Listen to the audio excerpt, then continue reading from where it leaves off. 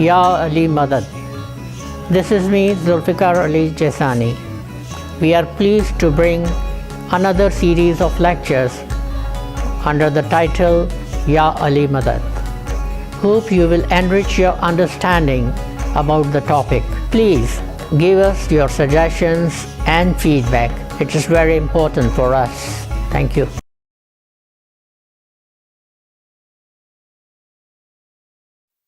اللہم صلی علی محمد و آل محمد۔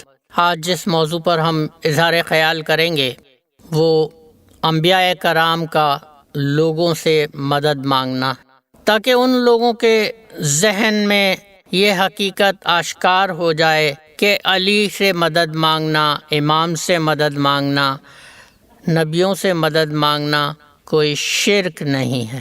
حضرت سلیمان علیہ السلام اللہ کے جلیل القدر پیغمبروں میں سے ایک ہیں، جنہیں بحر و بر پر حکمرانی دی گئی، جن و انس پر حکمرانی دی گئی، اور پرند چرند جانوروں حیوانات کی بولیاں بھی وہ سمجھا کرتے تھے۔ انہوں نے ملک سبا کی ملکہ بلقیس کو دین کا پیغام پہنچایا جو انہوں نے مسترد کر دیا۔ حضرت سلیمان علیہ السلام کے دل میں خیال آیا کہ کیوں نہ نبوت کی طاقت اس ملکہ کو دکھائی جائے تاکہ اس کا غرور پاش پاش ہو جائے اور وہ نبی کی صداقت پر ایمان لے آئے۔ حضرت سلیمان اپنے دربار میں تشریف فرما تھے اور انہوں نے خیال کیا کہ کیوں نہ ملکہ کا تخت وہاں سے اٹھا کر یہاں لے آیا جائے تاکہ ملکہ کو اپنے غرور کی سزا مل جائے۔ اب یہ کام انہوں نے کس طرح انجام دیا؟ تو انہوں نے مدد مانگی اپنے دربار میں اور ارشاد فرماتے ہیں، یا ایھا الملأ ایکم یاتی بعرشھا قبل ان یاتونی مسلمین، کہ تم میں سے کون ہے جو اس کا تخت یہاں میرے سامنے حاضر کر دے اس سے پہلے کہ وہ میری تابع فرمان ہو کر، مسلمان ہو کر میرے پاس آ جائے۔ اب حضرت سلیمان علیہ السلام جیسے عرض کیا کہ جن و انس پر ان کو حکومت دی گئی، نبوت دی گئی، تو ایک جن جس کا نام عفریت تھا کہتا ہے میں اس کو لے کے آ سکتا ہوں اس سے پہلے کہ آپ اپنی جگہ سے اٹھیں۔ اس دربار میں ایک اور ہستی موجود تھی۔ وقال الذی عندہ علم من الکتاب انا آتیک قبل ان یرتد الیک طرفک فلما راہ مستقرا۔ ایک شخص جس کے پاس کتاب کا علم تھا، کتاب کا تھوڑا سا علم تھا، اس نے حضرت سلیمان سے عرض کی کہ میں اس تخت کو حاضر کر سکتا ہوں اس سے پہلے کہ آپ پلک جھپکیں۔ اور جب حضرت سلیمان نے دیکھا وہ تخت سامنے موجود تھا۔ یہ ہستی کون تھی؟ تو یہ حضرت سلیمان علیہ السلام کے وزیر تھے جن کا نام بتایا جاتا ہے کتابوں میں آصف بن برقیہ۔ اور ذرا غور فرمائیے ان کے پاس کیا کرشمہ تھا کہ جس کی بدولت انہوں نے یہ معجزانہ کام کر دکھایا۔ تو ان کے پاس تھا علم من الکتاب، کتاب کا تھوڑا سا علم۔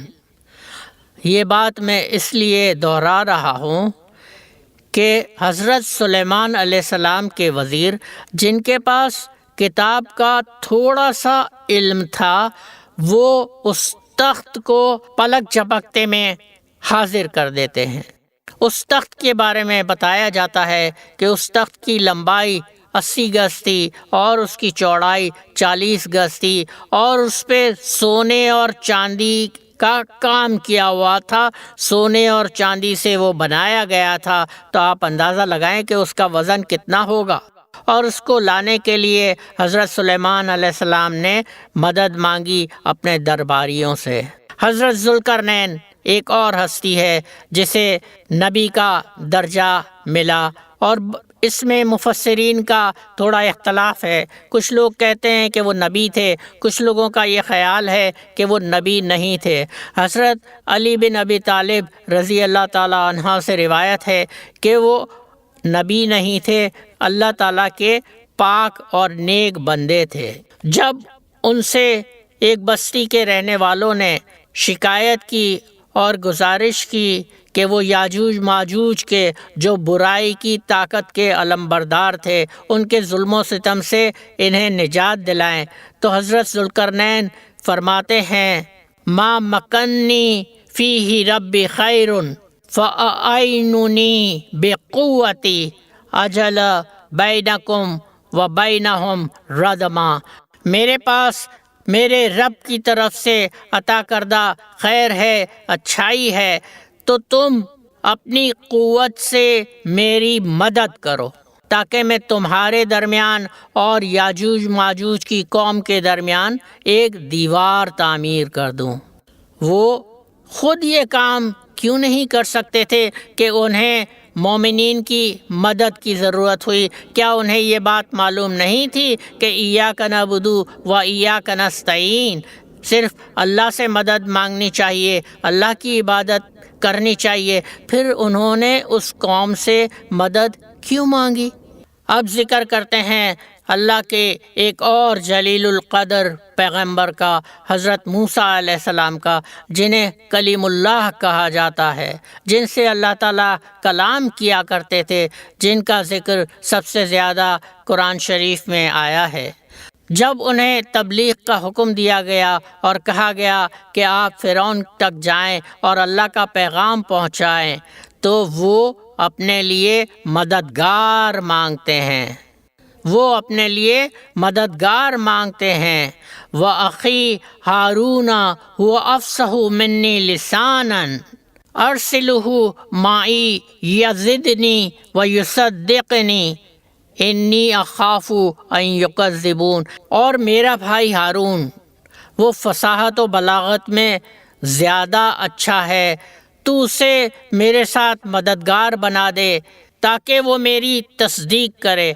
انی اخاف ان یکذبون، مجھے ڈر ہے، خوف ہے کہ وہ مجھے جھٹلائیں گے۔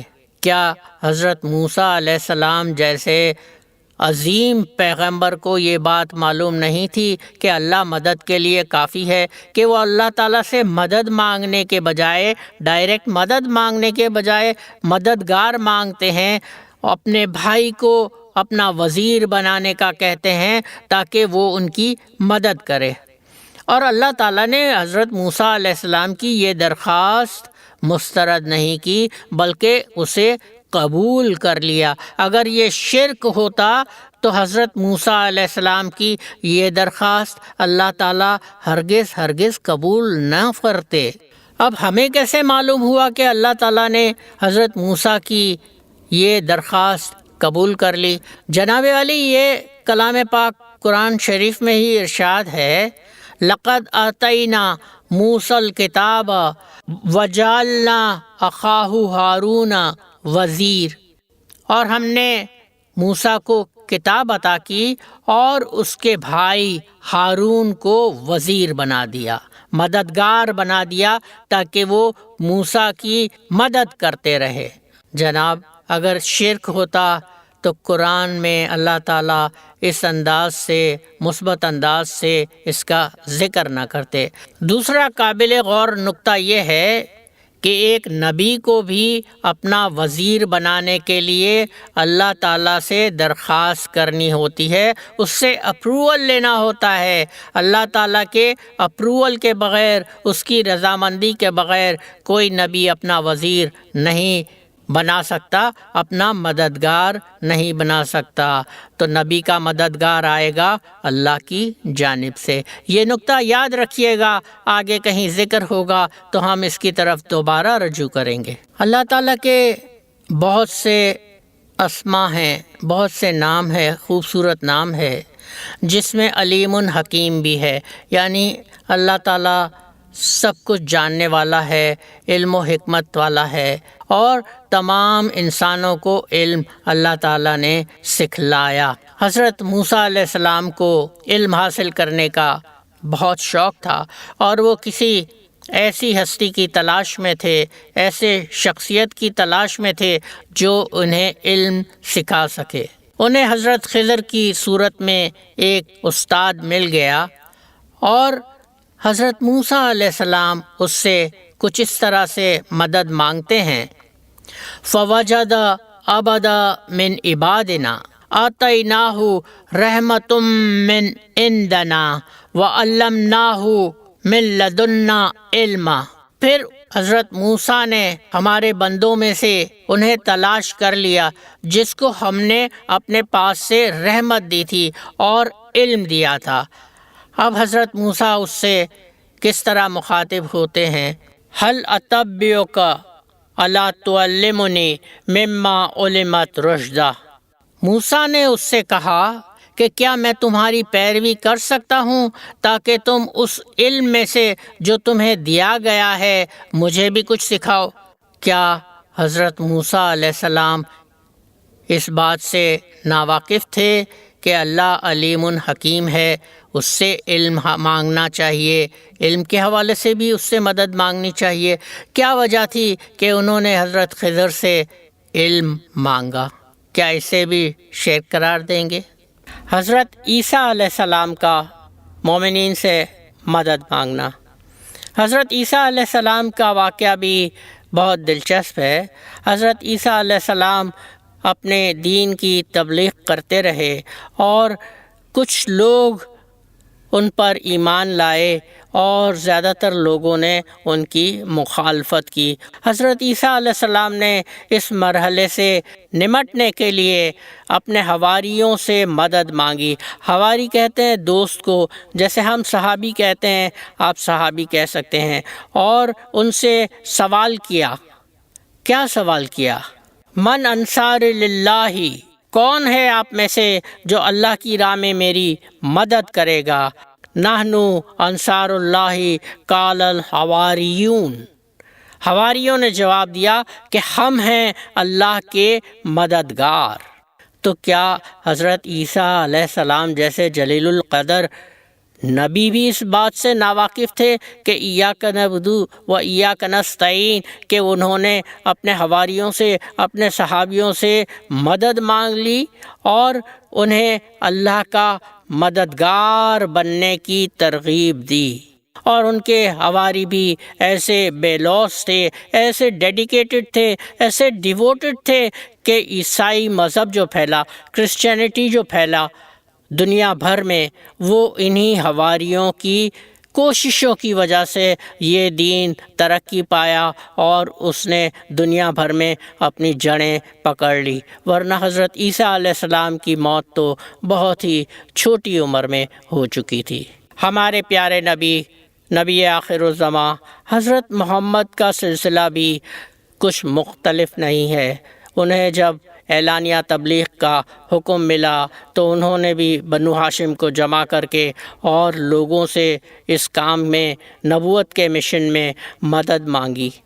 اس کی تفصیل ہم آگے جا کر ایک دوسرے موضوع میں بیان کریں گے، لیکن یہ دعوت ذو العشیرہ کے نام سے یہ تفصیل پڑھی بھی جا سکتی ہے اور دیکھی بھی جا سکتی ہے۔ ان تمام انبیاء کا ذکر کرنے کا مقصد کیا تھا؟ ان تمام انبیاء کرام نے جو اللہ تعالیٰ کی جانب سے مبعوث کیے گئے، مومنین سے مدد مانگی، لوگوں سے مدد مانگی اور اللہ کی ہدایت کے مطابق انہوں نے یہ عمل کیا، کیونکہ یہ تمام حوالے قرآن سے لیے گئے ہیں اور قرآن اللہ کا کلام ہے۔ تو اگر یہ شرک ہوتا تو اللہ پاک کلام مبین میں اس کا تذکرہ یوں نہیں کرتے۔ اللہم صلی علی محمد و آل محمد۔ Thank you for watching. Please subscribe to our channel for future updates and videos. Thank you.